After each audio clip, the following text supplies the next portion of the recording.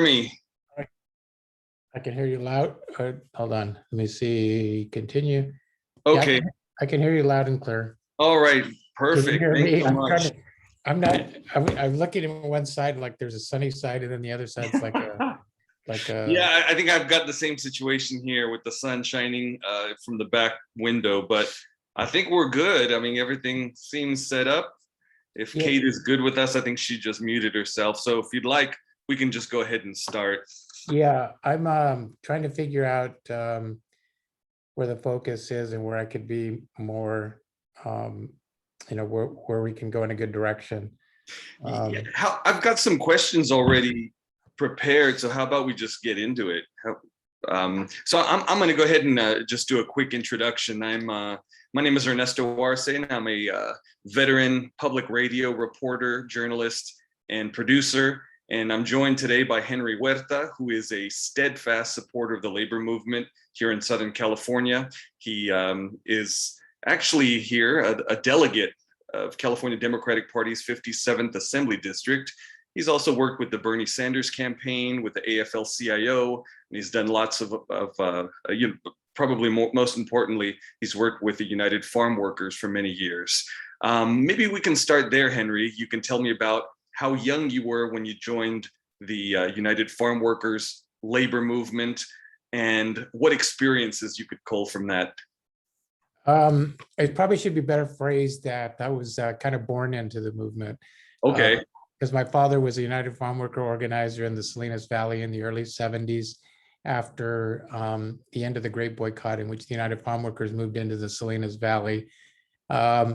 I was a very young age, in my early teens, and I did work in the fields and agriculture, learned the labors of pain and all the other things that have taken years to even get where farm workers even have, restroom facilities, rest periods, all of the above was never there.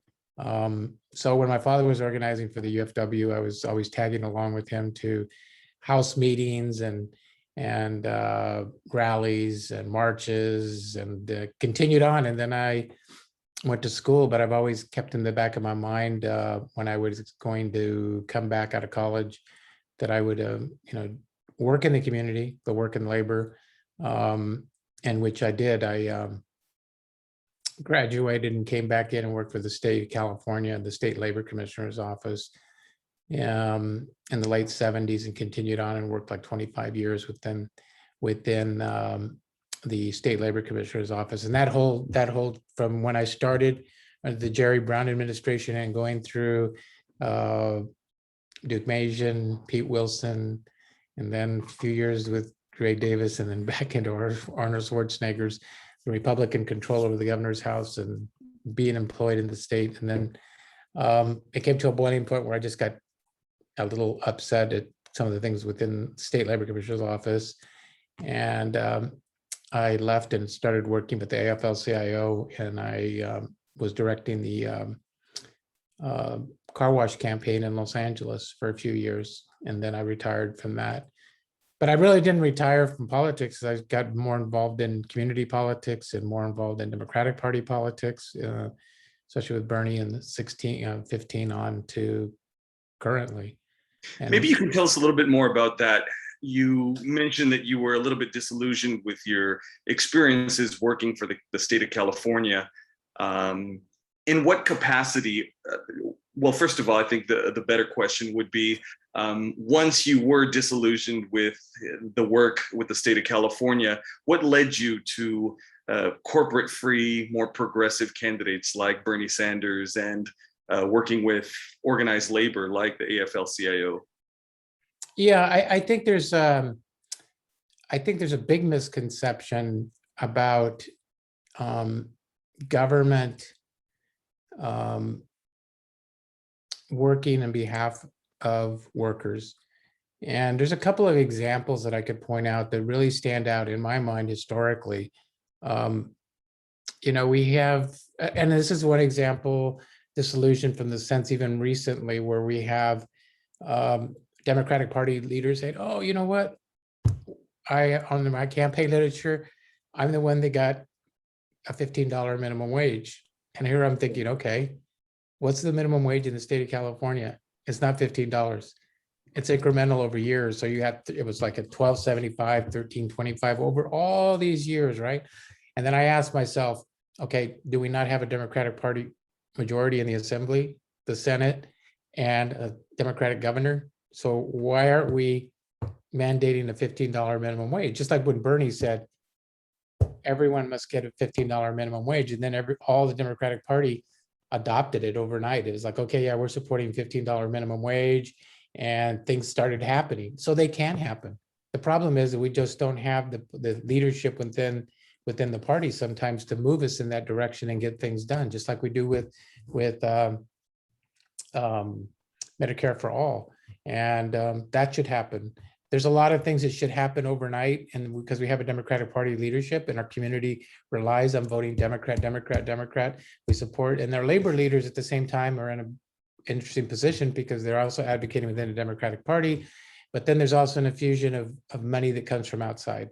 You know, there's a lot of Democratic candidates everybody got behind, and then when push comes to shove on fossil fuel or accepting or not accepting police money or on and on and on, they balk, or they kind of, you know, they accept the money, or they have an independent expenditure that comes in and puts in tons of money on their behalf, and then they're beholden to them when it comes down to when they press the button, yes or no on a critical bill.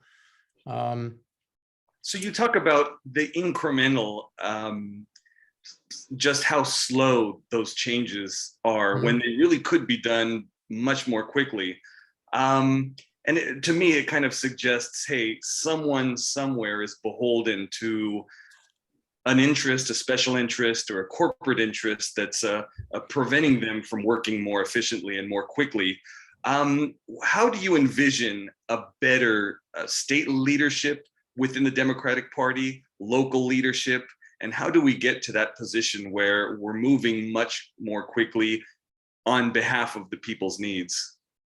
Well, I've always been and this is what I have to remind a lot of folks that I work with in different movement, in different organization, is ideas and working on behalf of issues is fine, but unless you have the votes, you're not going to get there. So I always say what you need to do is you need to build base. Unless you build base, you're never going to move anywhere. So by building base, you have, I mean, I think we've done in 2015, we kind of accelerated real quickly under Bernie because everybody got behind Bernie. So it was quicker and it was a movement. And you had a lot of different people jump into the movement. And we had a lot of political power in 15. You know, we almost got the party leadership in 17 with Kimberly Ellis, same thing in 19. And then, you know, it became a fight on the ground. And I think we lost the ground that we gained in 16 and 17. And then in 20, you know, things got differently in the Bernie campaign that were different in 16. But I think I still go back that you just need to build your community, because there are progressive communities, pockets in California all over. Whether it's on a state level or not, that's a different story. Los Angeles is unique.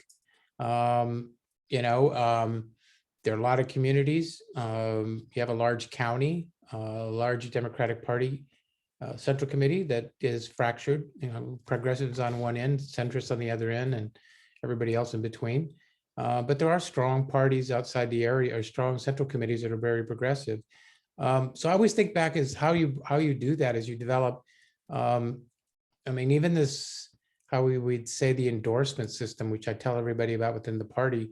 How do you, and we've been successful in doing that in our district, 8057, of pulling endorsements, even of holding fear factors over assembly people and state senators. And that is really hard to do unless there's a real strong issue, like with Tony Mendoza, who's sexual harasser. We pulled his endorsement, but it was really difficult because there were quite a few people. But you have a joint interest of community, Democratic Party from community, and you get the right candidate.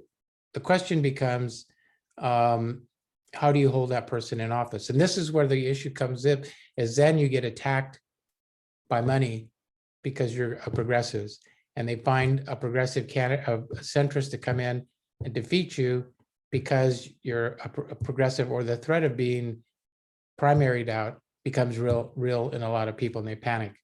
So, money is the root of evil, right? It's the money fossil fuel money is coming into the party. People are fighting at the Progressive Caucus, tried to stop that. And look what happened. It was accepted anyway. I think in And some quarters, big money like that also means the potential for development. And I think you might have experienced that with the AFL-CIO when it comes to big developments and real estate projects. That means a whole lot of living wage union jobs.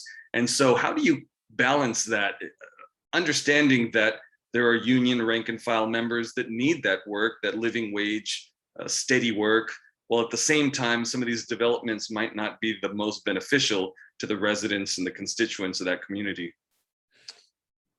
that's an ongoing problem with the building trades who have a vested interest in with their getting jobs for their membership, right? As a prime example, here in Los Angeles, we have a problem, with pollutants from the oil refinery industry. So that becomes an issue with the United Steelworkers of, how are we going to put all these people out of work? They're $20, $30 an hour jobs plus benefits, good paying jobs. And I guess it has to be framed in a way where, like, for instance, when we talk about the Green New Deal, folks are talking about that, people lose their jobs on and on, but there's going to be a creation of jobs. So it's kind of like a partnership needs to be focused in on those trades that will be promoting the infrastructure for a Green New Deal. So there'll be an opportunity for those kinds of jobs. The question becomes is working together on a plan, because that becomes a difficult part, because people, when they get comfortable, if you've been doing your job in an oil refinery for 15 years and you're getting good pay, it's just the nature, right? You want to stay in that job. You got your seniority. You don't want to transfer to a new job at doing electrical work. You start at the bottom or whatever, it's hard learning a new trade. So there has to be a transition period. And I think that's the biggest problem that we're having across is selling Green New Deal. It's like, the concepts of defunding the police. People, the way that it's portrayed is like the cops there will be no policing at all next day. And that's the way the narrative that goes on, and people that aren't really into this, are into what really happens. So to get back on your question, I think there needs to be a better, people need to come together to work on common interests. Look at climate change today. Do people believe in climate change? Shouldn't we move faster to a Green New Deal? Yeah, absolutely. Those are all things that we should do, but where's the leadership? It sounds like a lot of things that sound like common sense, that are logical and reasonable, that people are already embracing, seem to come up against a lot of obstacles. For example, that transition, if we can only convince some of these traditional industry people to embrace new green technology jobs and slowly transition them and get them the training and the education that they need to start doing solar roof panels instead. Or, for example, you mentioned the example of policing, whereas maybe you can start transitioning traditional police unions and law enforcement officers into the mental health sector, or into some of these other, like, first responders that don't need to be armed people that come into communities and, according to a lot of people, terrorize lower income communities of color. How does that transition work? How do we make that easier for people to accept? You mentioned comfortable living wage jobs. People don't want to leave them. They don't want to leave their seniority. How do we make it more appealing for them to say, yeah, you know what? Let me move to this new technology. Let me move to these newer ideas. Let me embrace a new idea of California that's much more equitable and just. Well, I think we're at a critical juncture. Look at a lot of things happen because of crisis and opportunity. When there's a crisis, there's an opportunity for leadership to surface. With this climate change crisis that we're experiencing in the last 2 years, which has been, either believe it or deny it. And if you believe it, then you need to put your efforts in getting change. If you don't believe it, it's like some of the Trumpsters or right wingers, regardless, they could see it in front of them and they're not going to believe it. So you have to really convince the majority of the folks.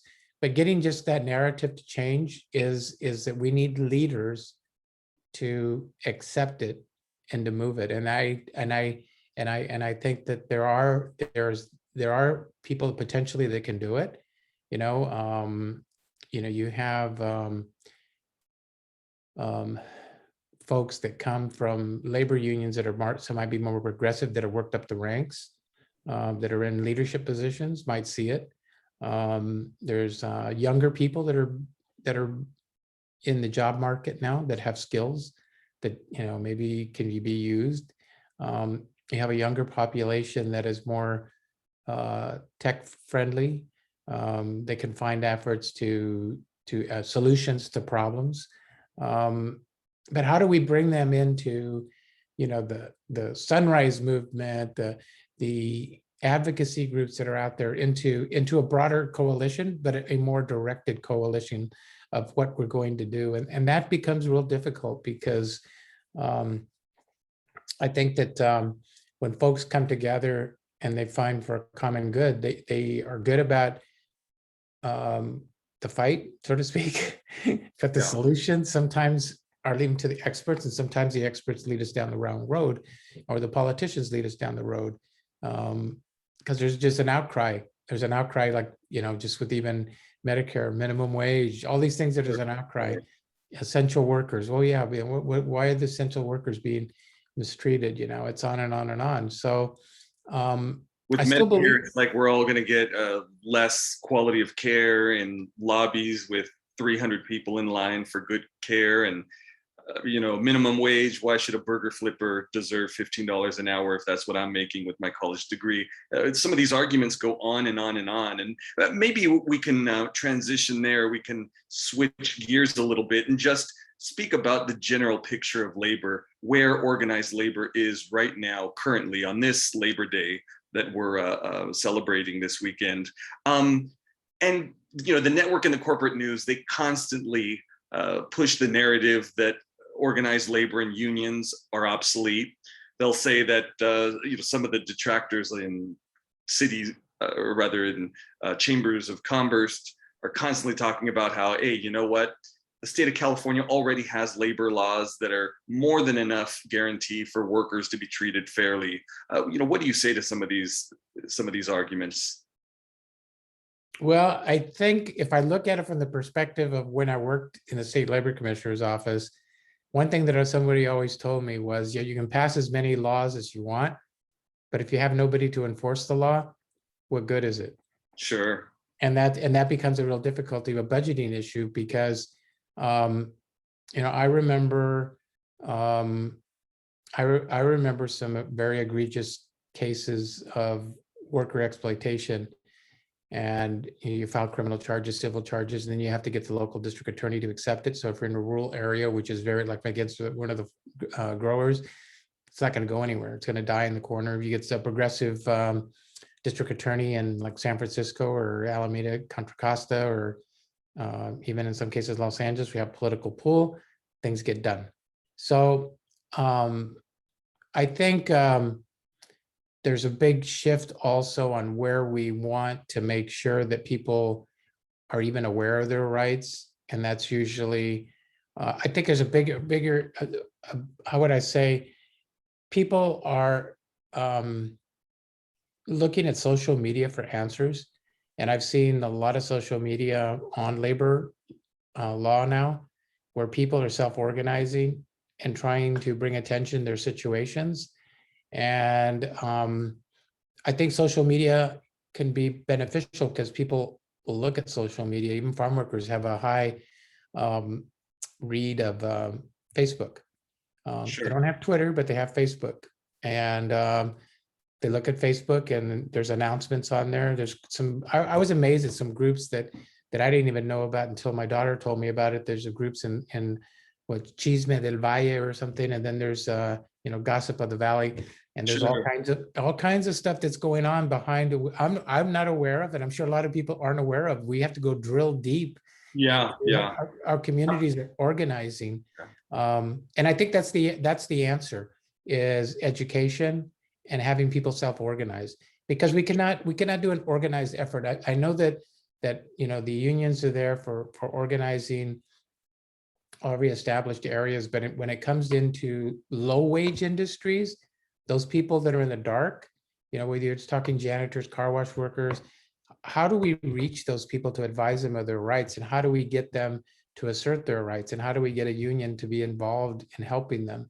So community organizing is critical with working with the labor movement, which they've done. And I mean, that came out of that with the car wash campaign, in which unions worked with community organizing in Los Angeles to push for reform in that industry. And those kinds of battles need to take place in a lot of different areas. But in retrospect, I look back that I think education through social media is real valuable to educate people. But then there also has to be a mechanism in which that if somebody asserts their right and they're not protected by going to like the state labor commissioner's office, and they're not protected, or it takes forever to process, that people become disillusioned. So there's an accountability factor.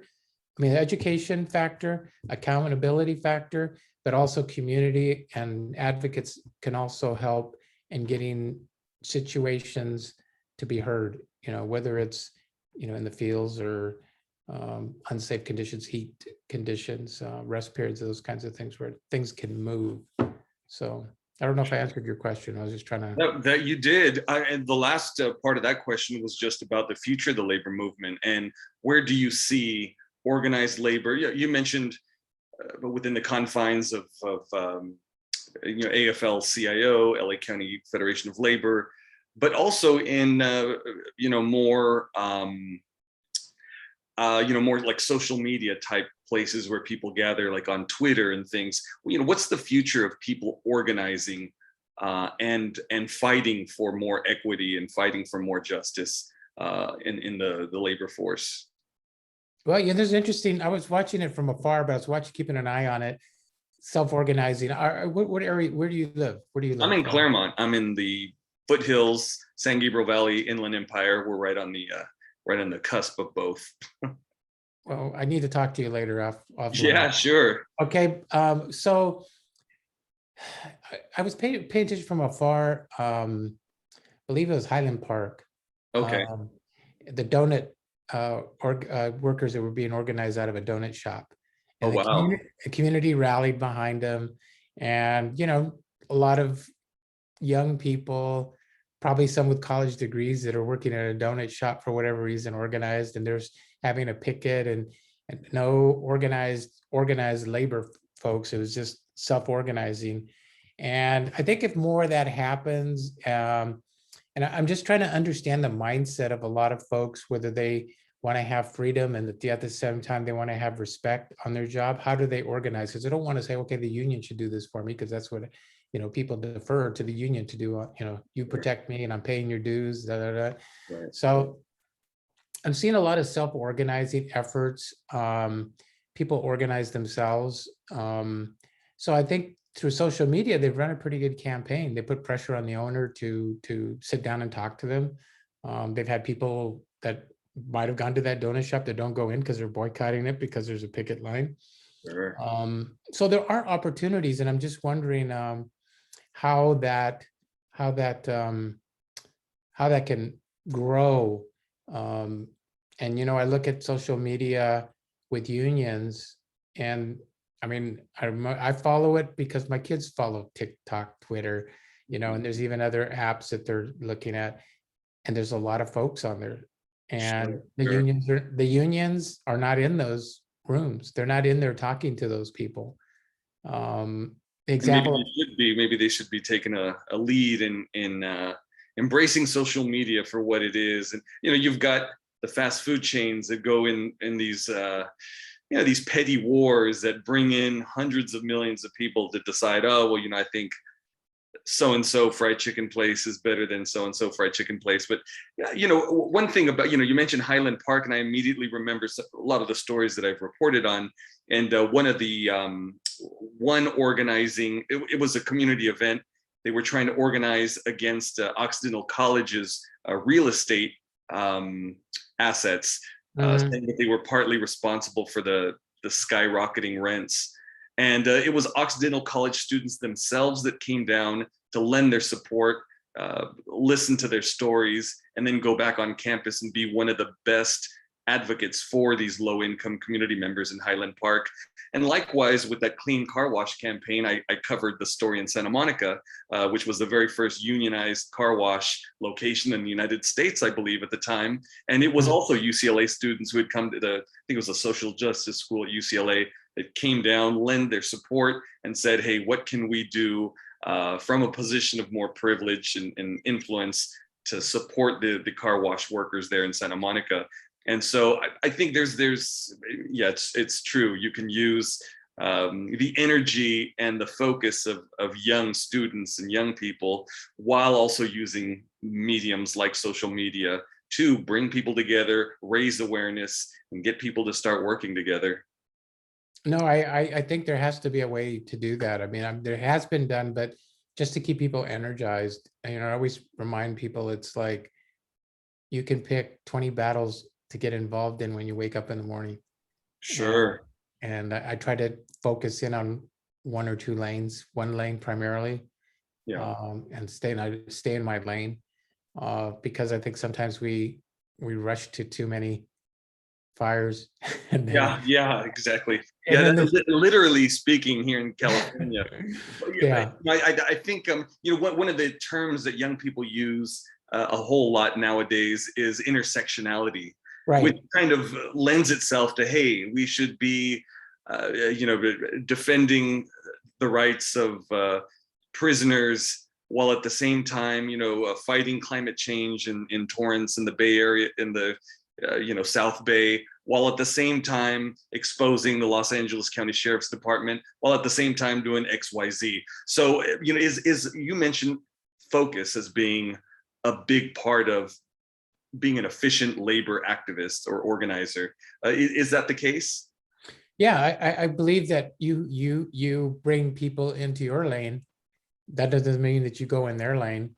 You bring Sure. people into your lane and say, make it a community issue, like what you've explained in where college communities, where it becomes part of their community and they see an injustice in their community. So the challenge is making it we don't want this business in our community, like this Highland Park donut shop, because they don't even want to negotiate with their workers. So you have an opportunity to either work with these workers or go under, because you're not going to get our business. Sure. And then but the biggest challenge is doing corporate and campaigns. And there's been good examples of, like this example that you were pointing about, McDonald's or either one of the companies, and one has to go down before the others start getting in line. When your community has when you can tie in your community to an injustice, you can get the whole community behind this injustice. The problem that we have is keeping everybody focused on what that issue what that is. So I find that there when there's a base of organized folks, like, I keep going back to my Bernie friends at 16 and then my new Bernie friends in 2020. I already have like Lesson. 30, 40 names of people I can contact, like, Carlos Marroquin or somebody. Hey, what can I do here? Oh yeah, this, you could do this, or let me get in touch with somebody else, or they can do this media for you. Okay, thank you. Okay. So those networks are still there. And if we have to keep those networks together, because those networks could help and organize a particular community around a particular issue, because they do help. But in labor, networking within labor, you cross a lot of different paths, because people say they're for labor, but they're only for labor when it belongs to their union. Then everything is cut off. And if it damages your union, then I don't want any part of you, because you're trying to damage my union. So that's becomes a problem. But I have faith in a lot of people when they see good and bad, that they see the right things and they do the right thing. And in particular, young people, I think their morals are a little and are higher than other Yeah. folks, and that's an encouragement. I think we raised kids that way, or at least I thought I raised my two.